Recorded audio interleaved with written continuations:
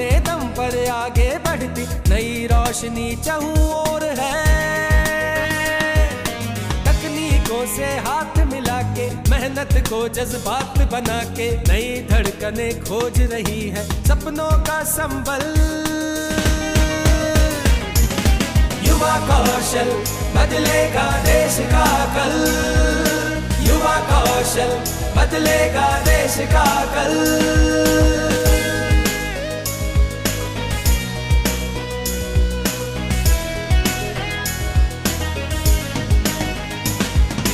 ये जो कदम चले राह पर रुक ना जाने ना, कैसी भी हो रुकावट झुक ना जाने ना।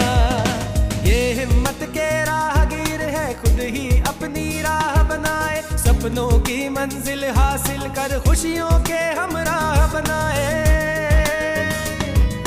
ज्ञान और विज्ञान से करते हर मुश्किल का हल,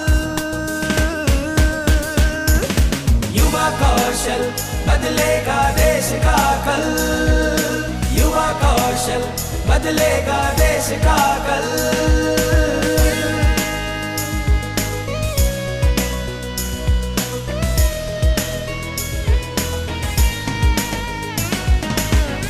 मानते नहीं कभी भी ये साहस के साथ चले, सूझबूझ से हालातों से करते दो दो हाथ चले।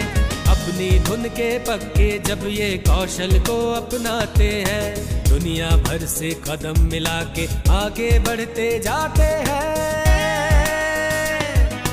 कौशल बन जाता है फिर इनके पंखों का बल, युवा कौशल बदलेगा देश का कल, युवा कौशल बदलेगा देश का कल, युवा कौशल बदलेगा देश का कल, युवा कौशल बदलेगा देश का कल।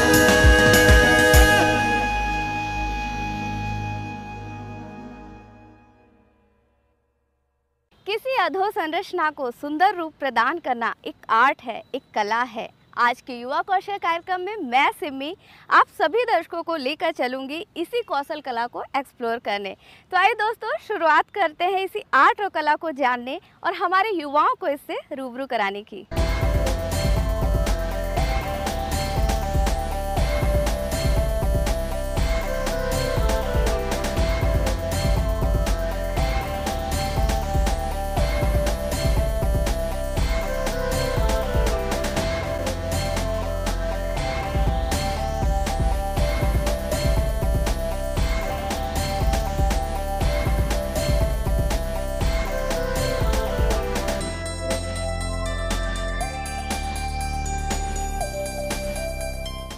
आर्किटेक्चर का क्षेत्र हमारे युवाओं के लिए काफ़ी बड़ा क्षेत्र है, जिसमें वे अपने रोजगार की संभावनाओं को तलाश कर सकते हैं। आइए जानते हैं इसके बारे में विस्तार से।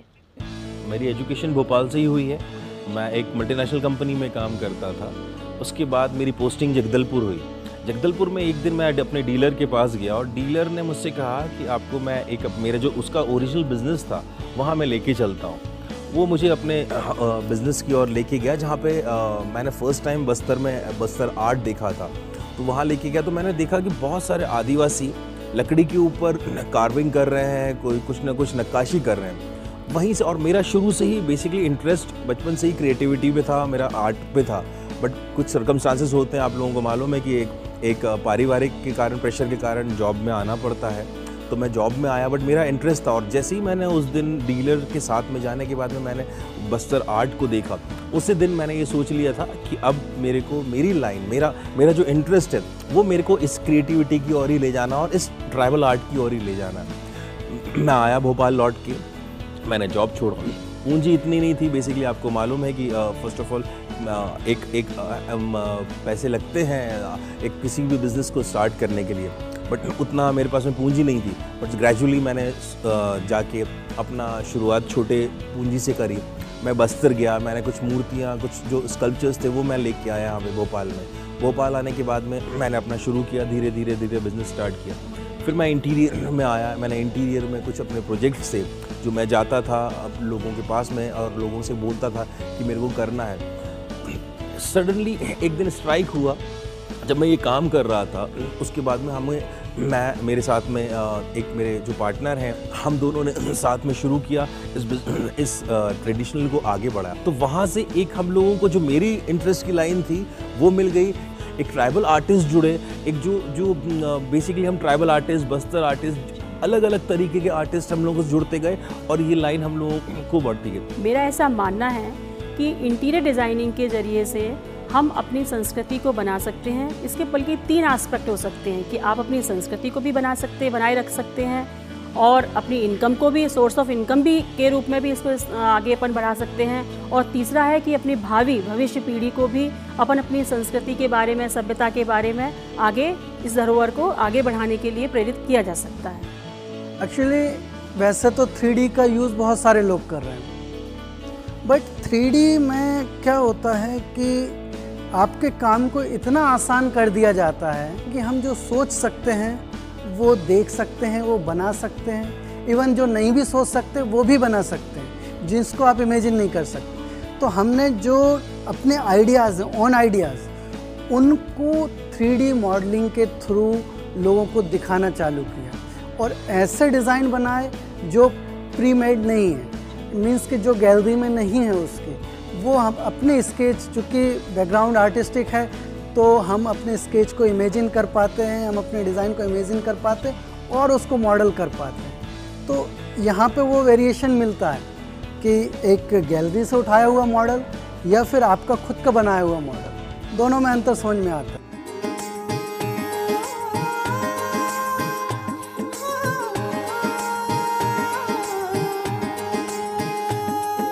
सड़कें, शिक्षा, स्वास्थ्य, सुरक्षा, सब कुछ हुआ विशेष है। ये विकसित मध्य प्रदेश है, ये विकसित मध्य प्रदेश है, ये विकसित मध्य प्रदेश है, ये विकसित मध्य प्रदेश है।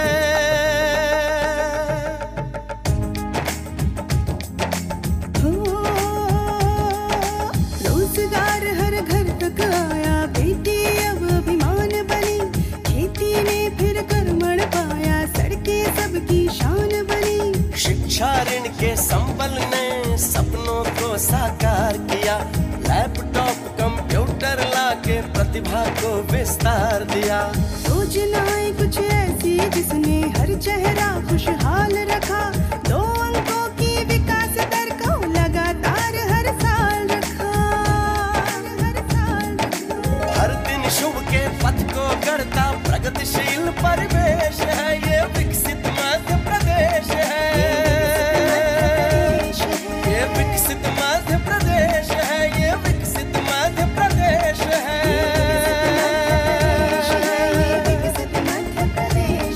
ये विकसित मध्य प्रदेश है। वास्तुकला के क्षेत्र में प्रवेश करना आसान नहीं है, क्योंकि यह क्षेत्र जितना बड़ा है इसमें आपकी क्रिएटिविटी उतनी ही यूनिक और अलग होनी चाहिए। आइए जानते हैं कि इन क्षेत्रों में अध्ययन कर रहे युवा कैसे अपने करियर को सही दिशा प्रदान कर सकते हैं। हम लोगों ने एक नया फ्यूजन चलाया जिसको आप कंटेम्प्रेरी कहते हैं, जो एक अल्ट्रा मॉडर्न, एक आज की डेट में, और एक ट्राइबल, हम लोगों ने उसको फ्यूजन करके, उस दोनों को फ्यूजन करके हम लोगों ने एक इंटीरियर का नया मुकाम हम लोगों ने करा कि यार इसको स्टार्ट करते हैं और ये एक नया कंसेप्ट हम लोग तैयार करते हैं। बेसिकली फ्यूजन हम लोग इसका कहते हैं कि फ्यूजन एक अल्ट्रा मॉडर्न, आज की डेट में आप अपन देखते हैं कि एक कॉन्क्रीट वर्ल्ड चला जा रहा है, एक कॉन्क्रीट वर्ल्ड है। तो कॉन्क्रीट वर्ल्ड में हम लोग देखते हैं कि प्लाई, बोर्ड, माइका, मतलब एक लोग कैटलॉग पे देख के या इंटरनेट पे एक कॉपी कर लेते हैं। इंटरनेट पे उन्होंने क्लिक किया, आज रूम्स क्या है, आज कैसा बनना, ऑफिस क्या बनना, उन्होंने एक सिंगल क्लिक किया, आपके सामने बहुत सारे ऑप्शंस आ जाएंगे। बट उसमें आपकी क्रिएटिविटी क्या है, आप फ्यूजन कैसे दे सकते हैं? तो फ्यूजन आज की डेट में जो हमारे आर्टिस्ट हैं, आप इन आर्टिस्ट, ट्राइबल आर्टिस्टों को अगर आप लेके चलेंगे तो एक अल्ट्रा मॉडर्न और एक ट्राइबल आर्ट को फ्यूजन जो मिलके बनता है, जैसे रस्सी का काम करने वाले आपको इंटरनेट में नज़र नहीं आएंगे हमारे आर्टिस्ट, आज बांस पे काम करने वाले आपको नज़र नहीं आएंगे, आज हमारे सिपोरेक्स पे काम करने वाले जो नक्काशी, जो बस्तर आर्ट है, जो झाबुआ का आर्ट है, जो एक उनके अंदर छिपी हुई जो कला है वो नहीं दिखेगी। अगर उसको हम मिलके फ्यूजन कहते हैं, क्योंकि एक अल्ट्रा मॉडर्न और ट्राइब को आर्ट का फ्यूजन। धीरे धीरे मैं देख रही हूँ कि लोग पाश्चात्य सभ्यता से अब दूसरी तरफ आ रहे हैं, मतलब अपना सभ्यता की तरफ जा रहे हैं, अपनी संस्कृति की तरफ आ रहे हैं। हर कोई अपने घर को अलग दिखाने के हिसाब से या कैसे भी किसी भी रूप में, मैं तो चाहती हूँ कि अपनी संस्कृति उभरे तो किसी भी रूप में निकले, भले ही चाहे वो पाश्चात्य सभ्यता से ऊब गए हों इसलिए, या अपनी सांस्कृतिक चीज़ों को फिर से बढ़ावा देने के लिए, चूँकि हम सब लोग मिट्टी, हमारी जो संस्कृति है उससे दूर नहीं हो सकती, अपनी मिट्टी से दूर नहीं हो सकते, तो कभी न कभी ये चीज़ें वापस लौट कर आती हैं। और आज प्रचलन में आप देखिए जितने भी बड़े बड़े घर हैं, अपन कहीं भी 5 स्टार होटल्स में भी जाते हैं तो वहाँ सब जगह ट्राइबल म्यूज़ियम, शहरी या जिन जनजातियों लगी हुई होती हैं, पेंटिंग्स बनी हुई होती हैं, मिरर्स बने होते हैं। तो आजकल हम देख रहे हैं कि इन सब चीज़ों का बहुत बढ़ावा मिल रहा है ना। तो मुझे भी यहाँ पर आकर ये चीज़ लगी कि सच में इसी को क्यों ना अपन अपने पैशन में लगाएं। और आज की युवा पीढ़ी को भी मैं ये संदेश देना चाहती हूँ कि अपनी सभ्यता, अपनी संस्कृति को बनाए रखने के लिए, अपनी पुरानी धरोहर को बनाए रखने के लिए आप सब लोगों को इन सब चीज़ों से जुड़ना चाहिए। और इसमें ऐसा नहीं है, सब आगे बहुत रोज़गार भी है और इसका डेवलपमेंट सभी क्षेत्रों में हो रहा है। तो आपको आगे इसमें ऐसा नहीं, सोर्स ऑफ इनकम भी आप बना सकते हो इसको, और एज ए अपनी संस्कृति के धरोहर के रूप में भी बना सकती हैं। कुछ लोग कैनवास पे पेंटिंग करते हैं, बट कैनवास पे पेंटिंग करने के पीछे पर्पस क्या है कि हम अपनी पेंटिंग को एक जगह से दूसरी जगह उठा कर ले जाएं या फिर हम उसको सेल कर पाएँ। बट ट्राइबल आर्टिस्ट को मैंने देखा है कि वो अपनी घर की दीवार पे पेंट करते हैं, और वो भी ऐसे पेंट से पेंट करते हैं जो एक बारिश के बाद धुल जाएगा। तो वो पेंटिंग करते क्यों हैं? जो धुलनी है, ख़त्म होनी है, कितनी लाइफ है उसकी। तो वहाँ से मुझे एक चीज़ सीखने को मिली कि जब हम काम करते हैं, कमर्शियल काम करते हैं, दुनिया के लिए काम करते हैं, तो उसमें, और जब हम अपने खुद के लिए काम करते हैं, बेसिकली ट्राइबल आर्टिस्ट अपनी खुशी के लिए काम करता है। वो गोबर की दीवार पर चूने से बनाता है, वो सिर्फ अपने आनंद के लिए, अपने सेटिस्फेक्शन के लिए पेंटिंग बनाता है। उससे मैं सबसे ज़्यादा इंस्पायर हूँ, और वो वहीं से मैंने सीखा है कि मैंने काम इंटरनेट से उठाने की बजाय अपने लिए करना शुरू कर दिया। जब हम अपने लिए काम करते हैं तो उसकी कुछ अलग ही बात होती है। आर्किटेक्चर सेक्टर युवाओं के लिए कई सारी जॉब्स की संभावनाओं को समेटे हुए है। युवा इसमें आगे बढ़ के रोजगार के साथ स्वयं का उद्योग स्थापित कर दूसरों को भी रोजगार से जोड़ सकते हैं।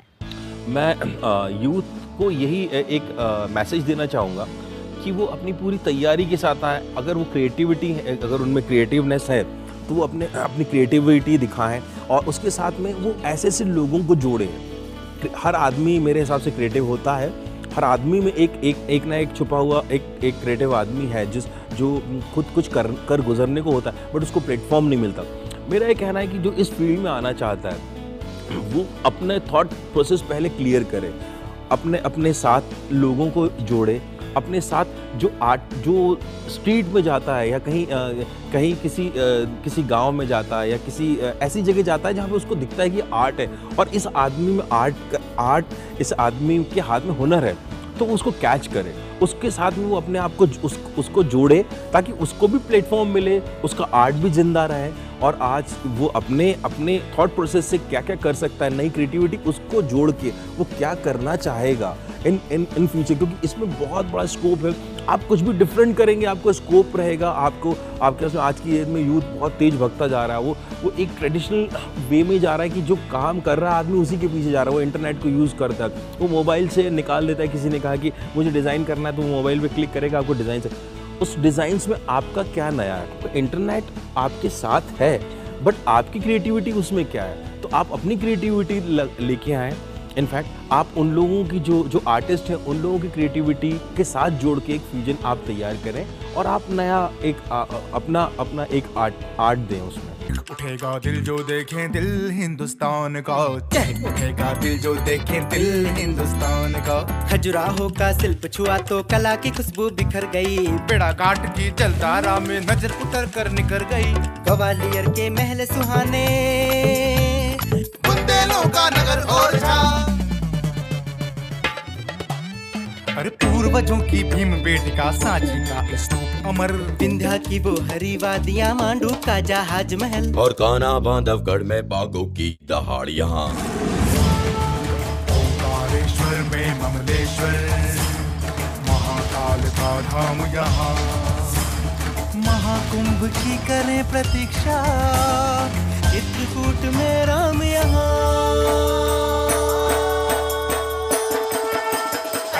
उठेगा दिल जो देखे दिल हिंदुस्तान का, जय उठेगा दिल जो देखे दिल हिंदुस्तान का।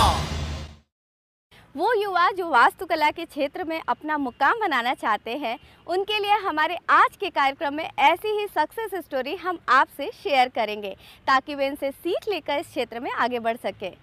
जब मैंने जॉब छोड़ा तो जॉब छोड़ने के बाद में कुछ टाइम पीरियड होता है जब आप बिजनेस अपना सेटअप करते हो।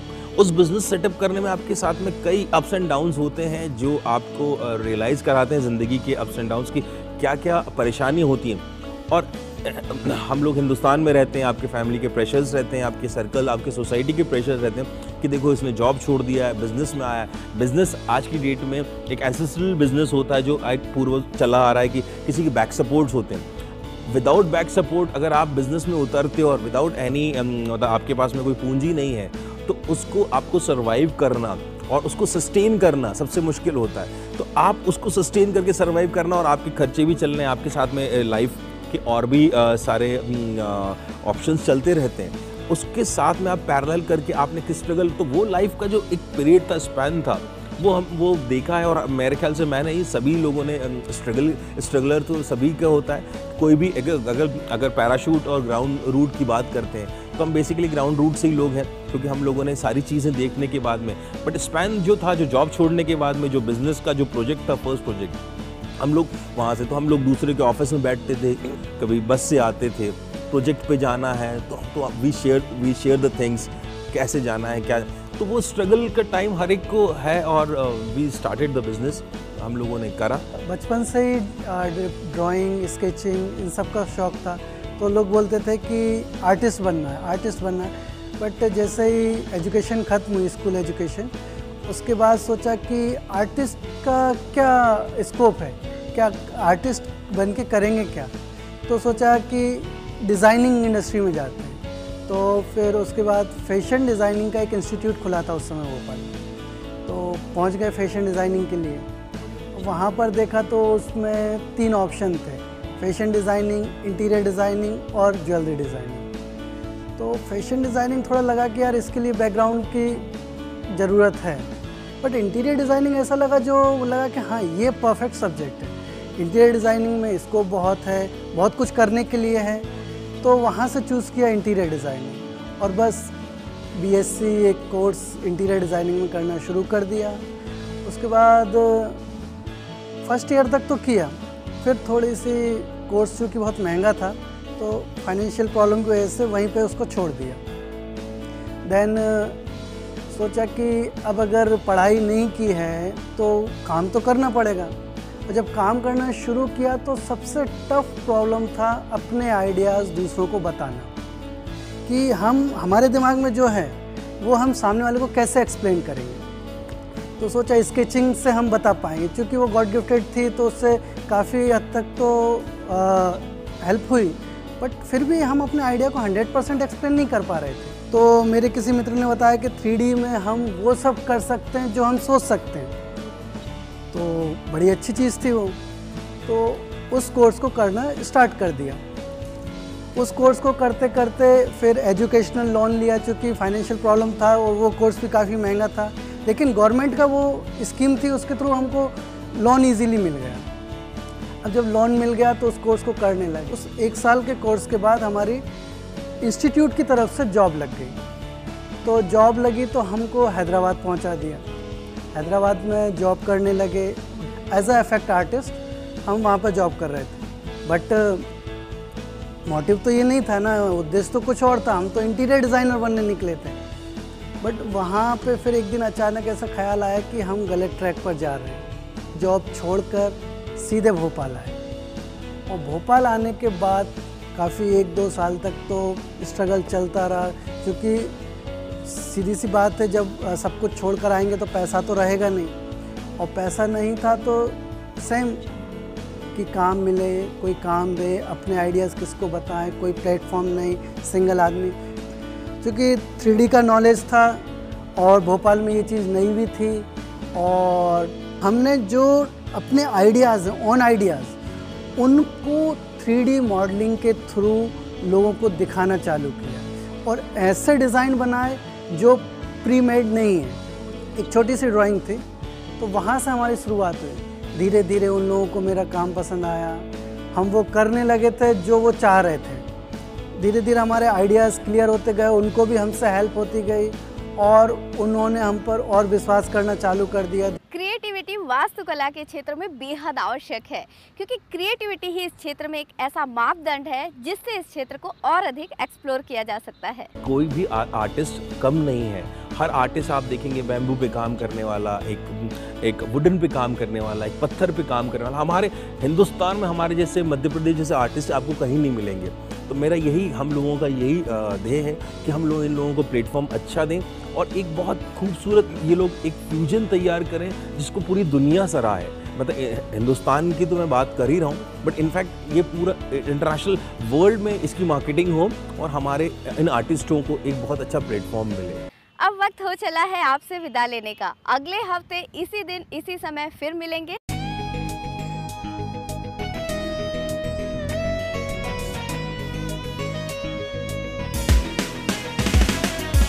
नई सोच है, नया दौर है, नई सदी का नया शोर है, अपने दम पर आगे बढ़ती नई रोशनी चाहूं और है। तकनीकों से हाथ मिला के, मेहनत को जज्बात बना के, नई धड़कनें खोज रही है सपनों का संबल। युवा कौशल बदलेगा देश का कल, युवा कौशल बदलेगा देश का कल।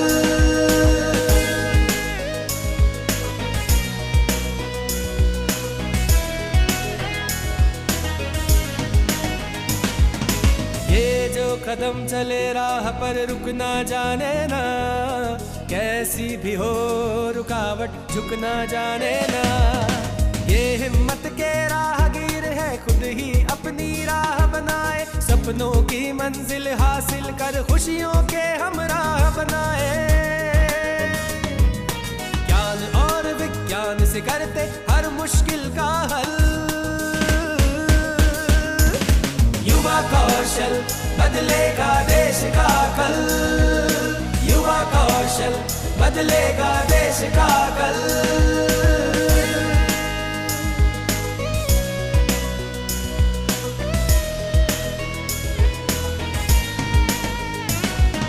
हार मानते नहीं कभी भी, ये साहस के साथ चले, सूझबूझ से हालातों से करते दो दो हाथ चले। अपनी धुन के पक्के जब ये कौशल को अपनाते हैं, दुनिया भर से कदम मिला के आगे बढ़ते जाते हैं। कौशल बन जाता है फिर इनके पंखों का बल। युवा कौशल बदलेगा देश का कल, युवा कौशल बदलेगा देश का कल, युवा कौशल बदलेगा देश का कल, युवा कौशल बदलेगा देश का कल।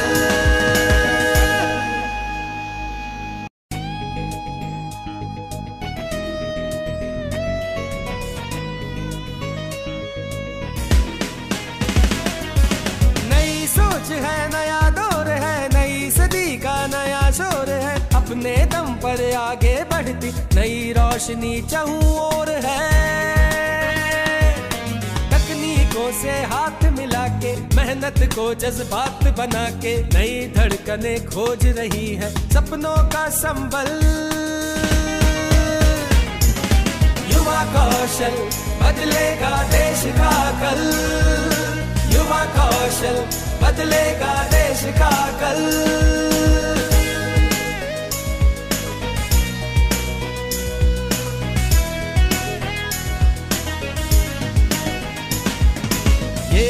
कदम चले राह पर रुकना जाने ना, कैसी भी हो रुकावट झुकना जाने ना।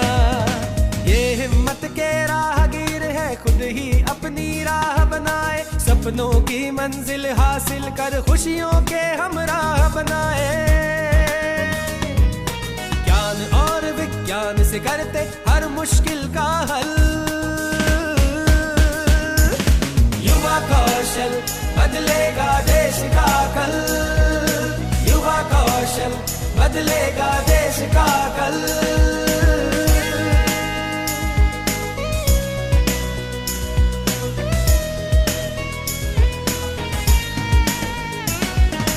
हार मानते नहीं कभी भी ये साहस के साथ चले, सूझबूझ से हालातों से करते दो दो हाथ चले।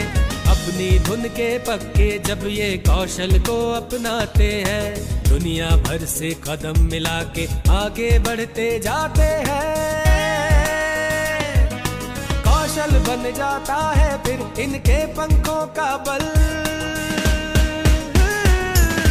युवा कौशल बदलेगा देश का कल, युवा कौशल बदलेगा देश का कल, युवा कौशल बदलेगा देश का कल, युवा कौशल बदलेगा देश का कल।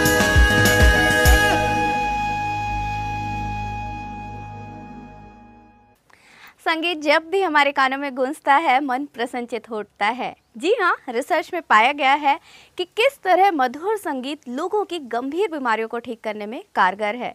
आज हम जानेंगे कि कैसे हमारे युवा संगीत के क्षेत्र में अपना करियर बना सकते हैं। तो आइए दोस्तों, मैं सिमी आप सभी दर्शकों का स्वागत करती हूँ हमारे कार्यक्रम युवा कौशल के आज के इस अंक में।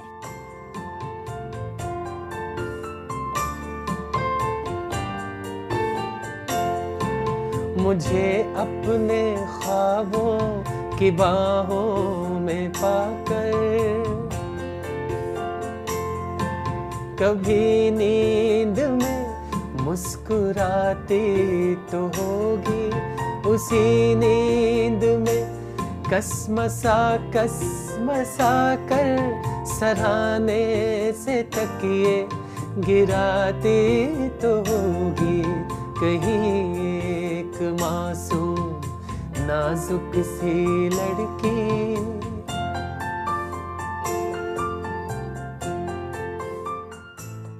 संगीत कला एक ऐसा कौशल है जिसमें हमारे युवाओं के करियर के लिए कई सारी संभावनाएं हैं। आइए जानते हैं कैसे। आज का युवा वर्ग इस विधा को भी अपना करियर बना सकता है, क्योंकि इसमें पैसे के साथ साथ प्रसिद्धि बहुत है और आपको देखने वाले एक अलग दृष्टि से आपको देखते हैं। एक सम्मान जो आपको मिलता है वो कहीं और नहीं मिल सकता। जिन लोगों ने म्यूज़िक को अपनाया है, जैसे कोई म्यूज़िक डायरेक्टर है तो उन्होंने बहुत सारे एग्जांपल्स हैं। बहुत बड़े बड़े स्टार कलाकार भी हैं, बहुत सारे म्यूजिशियंस भी हैं, बहुत सारे सिंगर्स भी हैं और काफ़ी सारे तो ऐसे हैं जिनका सिर्फ इंडिया में नहीं बल्कि पूरे दुनिया में नाम हुआ है और वो उन्होंने पूरा जीवन अपना संगीत को समर्पित कर दिया। तो युवा जो हैं इस विधा को अपना सकते हैं, लेकिन इसमें सबसे पहले इम्पॉर्टेंट ये है कि आप या तो गाते हैं या आप इंस्ट्रूमेंट प्ले करते हैं या तो आप म्यूजिशियन हैं या सिंगर हैं।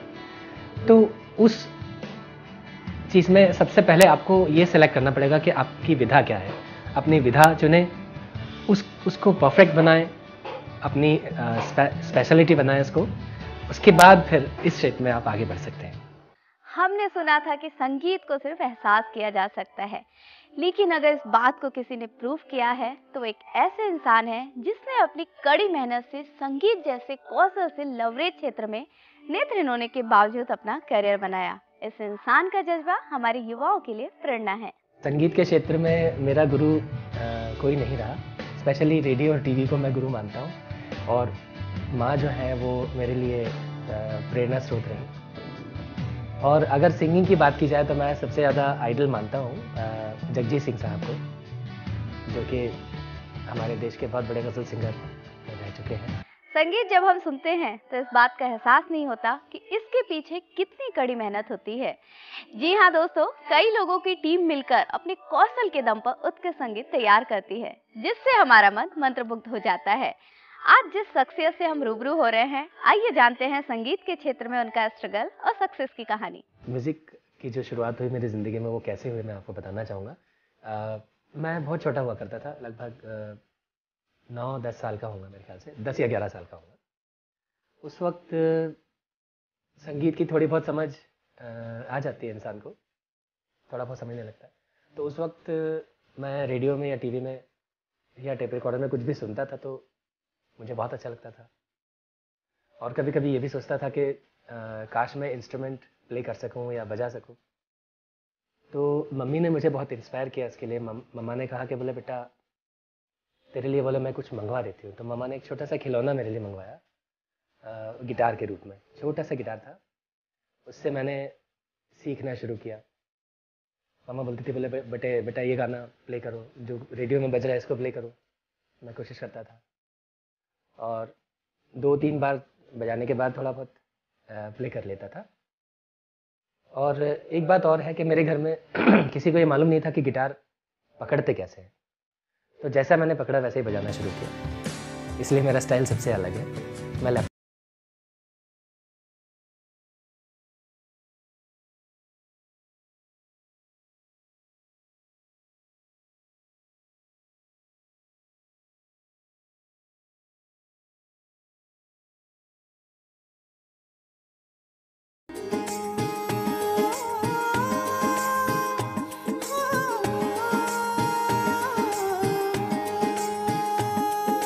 सड़कें, शिक्षा, स्वास्थ्य, सुरक्षा सब कुछ हुआ विशेष है।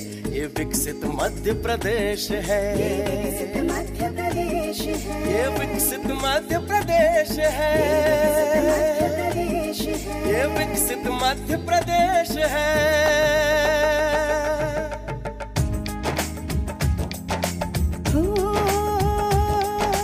रोजगार हर घर तक आया, बेटी अब अभिमान बनी, खेती ने फिर कर्मण पाया, सड़कें सबकी शान बनी। शिक्षा ऋण के संबल ने सपनों को साकार किया, लैपटॉप कंप्यूटर लाके प्रतिभा को विस्तार दिया। योजनाएं कुछ ऐसी जिसने हर चेहरा खुशहाल रखा, 2 अंकों की विकास दर को लगातार हर साल रखा, हर दिन शुभ के पथ को गढ़ता प्रगतिशील परिवेश है। ये विकसित मध्य प्रदेश है, ये विकसित मध्य प्रदेश है, ये विकसित मध्य प्रदेश है,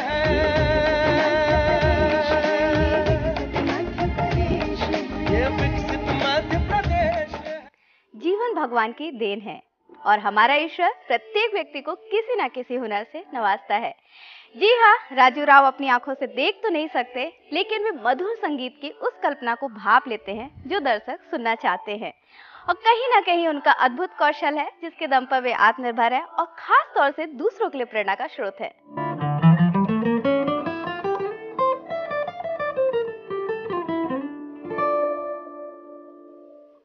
देखिए, सबसे बड़ा अचीवमेंट तो ये होता है इंसान के लिए कि कोई बड़ा आर्टिस्ट उसको अप्रिशिएट करे और सपोर्ट करे।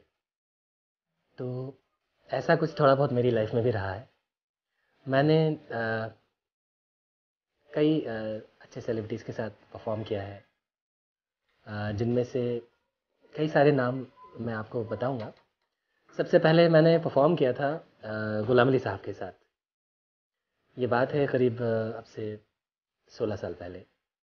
पहला मेरा जो परफॉर्मेंस था एज ए गिटारिस्ट, तो उन्होंने बहुत अप्रिशिएट किया था। वहाँ पे जो म्यूजिशियंस थे उन्होंने कहा था कि बोले हम तो सोच रहे थे कि बहुत नया बंदा होगा, इसको कुछ मालूम नहीं होगा, कॉर्ड्स वॉर्ड्स का नहीं पता होगा। बाद में फिर उन्होंने बहुत तारीफ़ किया। और जब मैंने शो में उनके साथ परफॉर्म किया, शो के बाद फिर उन्होंने मुझे गले से लगा लिया और कहा बोले बेटा बहुत अच्छा बजाते हो, ऐसे ही तरक्की करते रहो, ऐसे ही बजाते रहो। आफ्टर देन फिर एक रियलिटी शो का मेरे पास ऑफ़र आया। उसके लिए फिर मैं गया और उसमें फिर जब उसके 3 स्टेप्स थे। पहला था अपना audition, then visual audition, after then first आपका क्वार्टर फाइनल शो। तो मैंने उसमें सेमीफाइनल तक मैं उस शो में गया था। आफ्टर देन एक शो बिग मैजिक के लिए मैंने किया था। उसमें मैं गया था, मुझे मिला था फर्स्ट प्राइज़। संगीत के कौशल से भरे क्षेत्र में अपना बेस्ट देते हुए भी किस तरह निजी और प्रोफेशनल लाइफ में सामंजस्य बैठाया जा सकता है, आइए जानते हैं। 98-99 तक अपना प्रोग्रामिंग का काम शुरू किया। उस बीच मेरी शादी हो चुकी थी 98 में। उसके बाद वाइफ ने कहा कि बोले आप प्रोग्रामिंग बहुत अच्छा करते हो, लेकिन आपकी आवाज़ भी तो अच्छी है, आप गाते क्यों नहीं हो? मैं कहता था नहीं, मैं नहीं गाऊंगा, मैं सिर्फ प्रोग्रामिंग करूंगा, मैं अरेंजर रहूंगा या म्यूजिक डायरेक्टर रहूंगा। बोले नहीं, आपको गाना भी चाहिए। तो उन्होंने मुझे फिर गाने के लिए वाइफ ने बहुत इंस्पायर किया कि बोले आपको गाना चाहिए। तो मैंने फिर गाना शुरू किया। ऐसे करके मेरा एज ए सिंगर भी करियर शुरू हो गया म्यूजिकल फील्ड में। मेरे हस्बैंड राजू राव जी जो भोपाल के, मध्य प्रदेश के बहुत अच्छे कलाकार हैं और बहुत ही मतलब अच्छे आर्टिस्ट में उनका नाम है और मुझे उनकी आवाज़ से बहुत प्रेम है। और वो जब गाते हैं, उनकी जब तारीफ होती है तो वो मुझे बहुत अच्छा लगता है और मैं चाहती हूँ कि वो ऐसे ही बहुत अच्छे गाते रहे, लोगों को मनोरंजन करवाते रहे और लोगों के दिल पे राज करे। खुद आत्मनिर्भर होते हुए भी दूसरों को अपनी कौशल कला से जोड़कर उनको आत्मनिर्भर बनाना एक ऐसा कदम है जो समूचे वर्ग को विकसित भारत की ओर आगे बढ़ने के लिए प्रेरित करता है। देखिए, ईश्वर सबको समान बनाता है वैसे तो, लेकिन कहीं ना कहीं कुदरत से कोई भूल चूक हो जाती है। तो देखा जाए तो हर इंसान समान नहीं है, कहीं ना कहीं कुछ ना कुछ उसके साथ कमी है। कहीं किसी को फिजिकल प्रॉब्लम है और अलग अलग तरह के प्रॉब्लम्स होते हैं, लेकिन इन प्रॉब्लम्स को के चलते इंसान को कभी भी हार नहीं माननी चाहिए। हमेशा उसको इंटरनली अपने आप को स्ट्रॉन्ग रखना चाहिए और अगर ये चीज़ आप में रहेगी तो कभी आपको दिक्कत नहीं होगी। ये सब चीज़ें आपके लाइफ में उतना मायने नहीं रखेंगी। आपका जो माइनस पॉइंट है आपका प्लस पॉइंट बन जाएगा।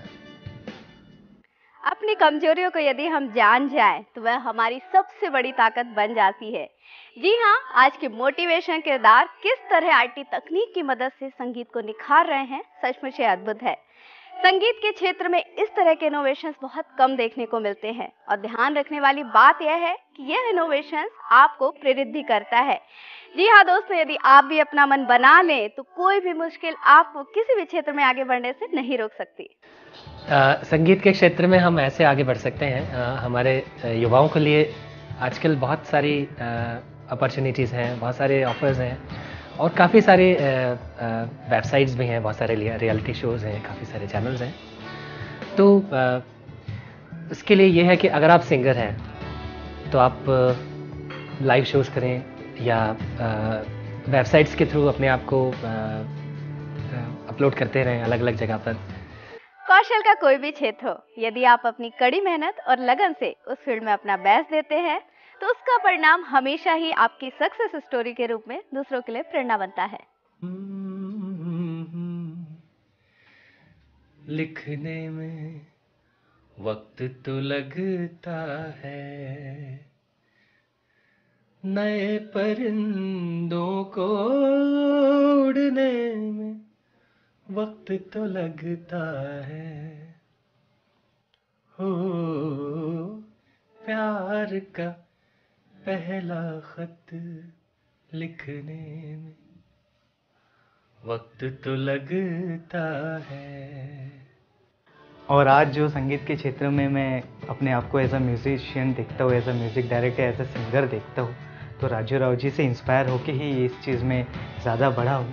पहले गाना गाता था, सीखा है, गुरुओं से सबसे सीखा है, बट राजू राव जी को देख के लगा कि हाँ, कि हो सकता है कुछ, कि इतने बड़े म्यूजिशियन से हमारा रोज़ का उठना बैठना हो रहा है। हमारा सौभाग्य है कि हम उनसे मार्गदर्शन में लगे रहते हैं। तो उनको देख देख के, उनके मार्गदर्शन से, उनके दी हुई चीज़ों से काफ़ी इंस्पायर हुआ और आगे बढ़ने की आज सोचता हूँ। मतलब मेरा करियर में एज अ म्यूज़िक डायरेक्टर यदि देख रहा हूँ तो उसमें उनका बहुत बड़ा हाथ है, राजू राव जी का। मैं जब छोटी थी तब से मैं म्यूज़िक सीख रही हूँ और मैं चाहती हूँ कि मैं भी बड़ी होकर एक म्यूजिशियन बनूं और उनकी जैसी एक बड़ी सिंगर बनूं। उठेगा दिल जो देखें दिल हिंदुस्तान का, चहक उठेगा दिल जो देखें दिल हिंदुस्तान का। खजुराहो का शिल्प छुआ तो कला की खुशबू बिखर गई, बेड़ा घाट की जलधारा में नजर उतर कर निकर गई। ग्वालियर के महल सुहाने, बुंदेलों का नगर और छा, अरे पूर्वजों की भीम बेटिका सांची का स्तूप अमर, विंध्या की वो हरी वादियां, मांडू का जहाज महल और कान्हा बांधवगढ़ में बाघों की दहाड़ियां। ओंकारेश्वर में ममलेश्वर, महाकाल काल का धाम यहाँ। महाकुंभ की करें प्रतीक्षा, चित्रकूट में राम यहाँ। चहक उठेगा दिल जो देखे दिल हिंदुस्तान का, चहक उठेगा दिल जो देखे दिल हिंदुस्तान का। मनोरंजन सेक्टर आज के हमारे वर्तमान युग में काफ़ी बड़ा क्षेत्र है, जिसमें हमारे युवा यदि चाहें तो अपना करियर बना सकते हैं, लेकिन उन्हें इस बात का ध्यान रखना होगा कि वह अपने भीतर छुपे कौशल को पहचानें और साथ ही अपने प्लस पॉइंट के साथ ही अपने कमज़ोर पक्षों की भी पहचान करें। कौशल के दम पर वे अपने कमज़ोर पक्षों को नवीन तकनीकों के माध्यम से मजबूत कर सकते हैं और साथ ही साथ वे विकास की ओर अग्रसर हो सकते हैं। म्यूज़िक को प्रोफेशन बनाने वाली बात जो है वो ऐसे शुरू हुई कि मैंने जब फील्ड में कदम रखा तो पहले तो मैं शौकिया ही स्पेशली स्टेज पे जाकर के परफॉर्म करता था। फिर धीरे धीरे लोग मुझे बुलाने लगे, तो मेरा शौक़ मेरा प्रोफेशन कब बन गया मुझे पता नहीं चला। जब मैंने इसको अपना प्रोफेशन मतलब जब ये प्रोफेशन बन गया तो फिर मैंने सोचा कि इसी को मैं आगे बढ़ाता हूँ और इसी से मुझे अपनी जो जीविका है वो चलानी है और अपने आप को स्टैब्लिश करना है। अभी तो मंजिल बहुत दूर है, जो मेरा एम है वो काफ़ी दूर है, लेकिन लगभग काफ़ी हद तक मैं उसके करीब पहुंच गया हूं। संगीत के क्षेत्र में कई सारे इनोवेटिव तकनीकों के माध्यम से हमारे आज के किरदार संगीत में अपना बेस्ट इनपुट देते हैं और जब उनका फाइनल इनपुट सामने आता है तो मधुरता की वह ध्वनि कानों में गूंजती है जो आपको गम और तकलीफ़ों से दूर कर देती है। यूथ्स को मैं यही कहना चाहूँगा, जो हमारे युवा हैं जो आजकल जो संगीत सुनते हैं, बहुत से लोग ऐसे हैं जो सिर्फ रैप हिप हॉप ये सब सुनते हैं, तो ये सब चीज़ें कुछ समय के लिए ठीक है, बट आपके जहन को कहीं ना कहीं ये आराम नहीं पहुंचाती। एक पीसफुल म्यूज़िक जिसे बोलते हैं वो ऐसा नहीं कह सकते कि आज नहीं है। आज थोड़ा सा मेलोडी वही है जो पुरानी पहले हुआ करती थी, थोड़ा सा बदलाव ये हुआ है कि म्यूज़िक आजकल थोड़ा वेस्टर्नाइज हो गया है, थोड़ा जिसे बोलते हैं मशीनीकरण हो गया है। तो मेरा ख्याल है कहीं ना कहीं जो पुराना म्यूज़िक है वो एवरग्रीन है, हमेशा हरा भरा रहने वाला है और उस म्यूज़िक को अगर सुनते हैं आज के यूथ तो उनको बहुत सारी इंस्पिरेशन मिल सकती है उससे। और दूसरा ये कि पुराने म्यूज़िक में बहुत स्कोप था, आज भी है, बट पुराने म्यूज़िक की बात अलग है। जो पुराने हमारे संगीतकार हुए हैं जिन्होंने फिल्मों में बहुत सारे गाने दिए, बहुत अच्छे अच्छे सिंगर्स हुए उस ज़माने में, तो वो बात, वो खूबसूरती, वो मेलोडी तो लौट के नहीं आ सकती। लेकिन हाँ, अभी आजकल कुछ ऐसा हो रहा है, कुछ कवर सॉन्ग्स की मैं बात करूँगा। काफ़ी सारे कवर सॉन्ग्स ऐसे बनते हैं जो पुराने कॉम्पोजिशंस को लेके बनाए जाते हैं। संगीत जीवन जीने की कला है, हमेशा इस बात को सुना था, लेकिन आज के कार्यक्रम से जाना कि किस तरह संगीत लोगों के अंधकारमय जीवन में खुशहाली का दीपक बन जाता है। संगीत ना सिर्फ खुशहाली का दीपक बनता है, बल्कि आज के वर्तमान परिवेश में लोगों के आत्मनिर्भरता का प्रमुख स्रोत भी है।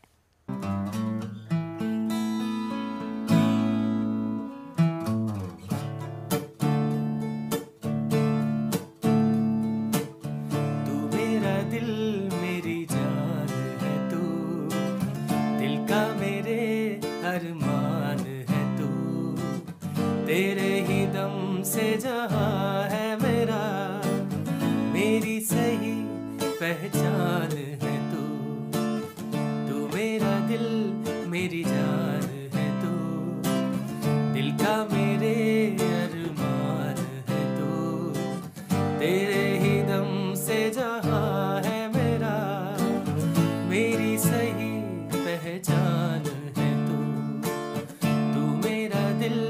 मेरी जान है तू।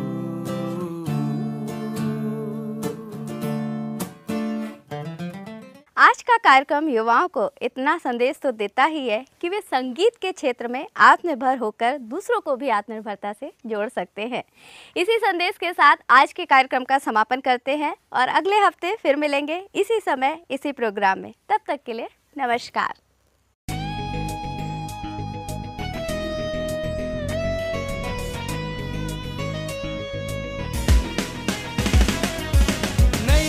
है नया दौर है, नई सदी का नया शोर है, अपने दम पर आगे बढ़ती नई रोशनी चाहूं और है।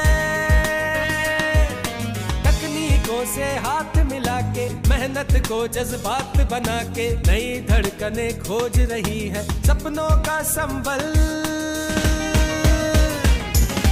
युवा कौशल बदलेगा देश का कल, युवा कौशल बदलेगा देश का कल।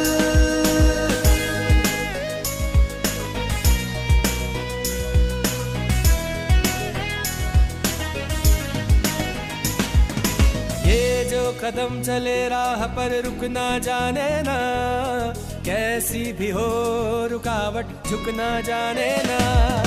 ये हिम्मत के राहगीर है, खुद ही अपनी राह बनाए, सपनों की मंजिल हासिल कर खुशियों के हमराह बनाए। ज्ञान और विज्ञान से करते हर मुश्किल का हल, युवा कौशल बदलेगा देश का कल, युवा कौशल बदलेगा देश का कल।